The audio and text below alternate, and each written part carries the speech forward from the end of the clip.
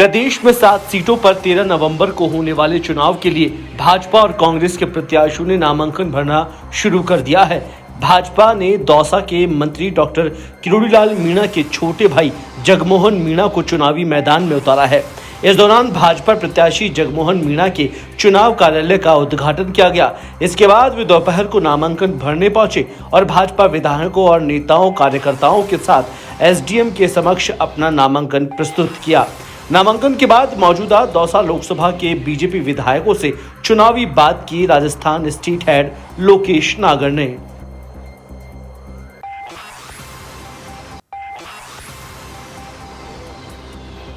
Rajasthan BJP प्रदेश में होने वाले उपचुनाव को लेकर जुट गई है। आज दौसा में बीजेपी प्रत्याशी जगमोहन मीणा अपना नामांकन भर रहे हैं। खुद मुख्यमंत्री भजनलाल शर्मा इस नामांकन रैली में पहुंचेंगे और दौसा में जिस तरह का माहौल देखने को मिल रहा है, लगातार बीजेपी के कार्यकर्ताओं में उत्साह और एक बड़ी जीत की ओर अग्रसर होने के लिए लगातार कार्यकर्ता मेहनत कर रहे हैं। तमाम विधायक और तस्वीरों में आप देखेंगे बड़ी संख्या में यहाँ कार्यकर्ता पहुंचे थे, क्योंकि दौसा कभी कांग्रेस का गढ़ कहा जाता था, लेकिन वर्तमान में जिस तरह बीजेपी ने लगातार दौसा में मेहनत की और विकास के काम किए हैं, तमाम सीटों पर बीजेपी के विधायक है। केवल दौसा में कांग्रेस के विधायक थे और इस उपचुनाव में बीजेपी उम्मीद करती है कि दौसा से भी बीजेपी का विधायक बने। हमारे पास सिकराय के विधायक हैं। विधायक साहब, किस तरह से देख रहे हैं इस उपचुनाव?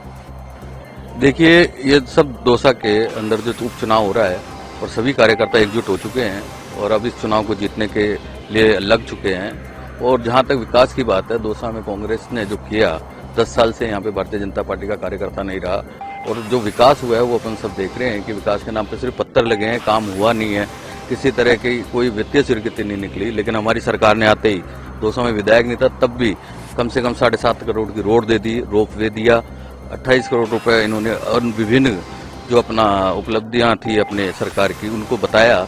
और अभी एक बहुत बड़ा काम है जो दौसा के अंदर पानी की समस्या है, उसको लेकर अब ईआरसीपी और इसरदा दोनों के लिए लगी पड़ी है हमारी सरकार। और जहां तक मैं देखता हूं कि अगले साल तक इसरदा का पानी आ जाएगा और 2026 तक यहाँ पे अपना ईआरसीपी का पानी भी रहेगा, जो सिंचाई के लिए दौसा को उपलब्ध होगा।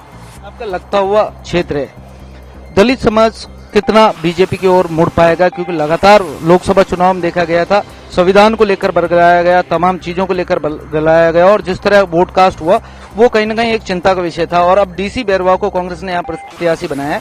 आप किस तरह से देखते हैं, कितना आश्वस्त करते हैं जगमोहन मीणा को जीत के? देखिए, पहले दौसा के अंदर मेरे परिवार से चुनाव लड़ते थे और यहाँ का एससी समाज बीजेपी से हमेशा जुड़ा रहा है। अभी बीच में कुछ ऐसी व्यवस्थाएं हुई, इन्होंने सरकार, जो कांग्रेस की सरकार थी, इन्होंने कांग्रेस ने बरगलाया कि एससी को ये आरक्षण खत्म कर देंगे। लेकिन जब राहुल गांधी लंदन में जाके ये बोलते हैं कि हम आरक्षण पे विचार करेंगे और आरक्षण को खत्म करने के लिए आगे बढ़ेंगे, तो इन सभी एससी वाले भाइयों की आंखें खुल चुकी है। उन्होंने देख लिया है कि कांग्रेस सिर्फ आरक्षण के ऊपर रोटियां सेक रही है, अपना इसको एक चुनावी मुद्दा बनाती है, इसके अलावा कुछ नहीं करती। आरक्षण खत्म करने का विचार कांग्रेस का है, न कि भारतीय जनता पार्टी का। भारतीय जनता पार्टी के प्रधानमंत्री मोदी जी ने स्पष्ट कह दिया है कि आरक्षण कभी खत्म नहीं होगा।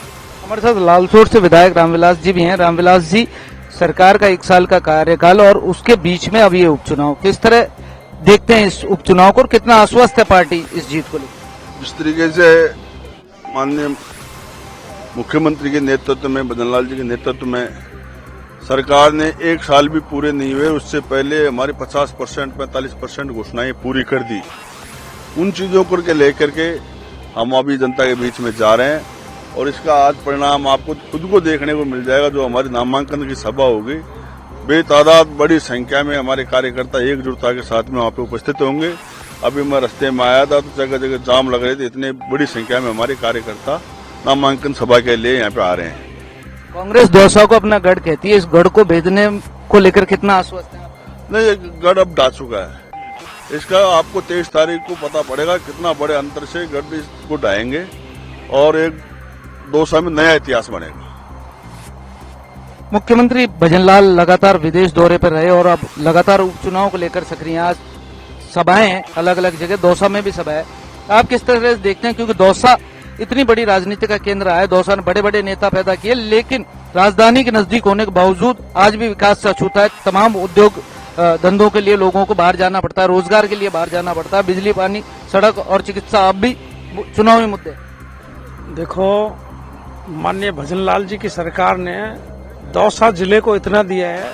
अब से पहले दौसा जिला के साथ जो दुर्व्यवहार हुआ है, दौसा जिले में राज्य में 6 ऐसे बड़े इंडस्ट्रीज एरिया बनेंगे जिसमें लॉजिस्टिक एंड इंडस्ट्रियल हब, जिसमें दौसा जिले में भी एक हब दिया है। आने वाला जो समय है, बेरोजगार को कहीं बाहर जाना नहीं पड़ेगा और इतने अवसर हैं काम के कि दिल्ली के पास जैसे नोएडा और गुड़गांव है, वैसे जयपुर का दौसा जिला गुड़गांव और नोएडा की तर्ज पर विकसित होगा। दौसा की आखिरी विधानसभा क्षेत्र है जहां से कांग्रेस के विधायक थे, यहां भी भगवा लहराएगा, कितना आश्वस्त है? नहीं, हम पूर्णतः आश्वस्त हैं। आप निश्चिंत रहें, आने वाला जो वक्त है तो भारतीय जनता पार्टी के पक्ष में काम करने वाला है और विकास का जो के नाम पे चुनाव लड़ा जाएगा। 4 विधायक हैं और आप निश्चिंत रहें, 5वां भी विधायक भारतीय जनता पार्टी का ही दौसा से बनेगा। तो ये थे हमारे साथ तीनों विधायक बीजेपी के जो अपनी जीत का दावा कर रहे हैं। दूसरी तरफ जगमोहन मीना नामांकन के लिए जाएंगे। साथ ही आपको बता दें कि दौसा वो विधानसभा सीट रही है जहां से तमाम बड़े नेताओं ने चुनाव लड़ाए। ये राजेश पायलट और सचिन पायलट की सियासत का गढ़ रहा है। दूसरी तरफ किरोड़ीलाल मीना जी भी यहाँ से सांसद रहे और अब उनके भाई यह चुनावी मैदान में। ऐसे में अब देखने वाला बड़ा दिलचस्प चुनाव इस विधानसभा क्षेत्र में होने वाला है। लोकेश नागर, इंडिया वॉइस, जयपुर।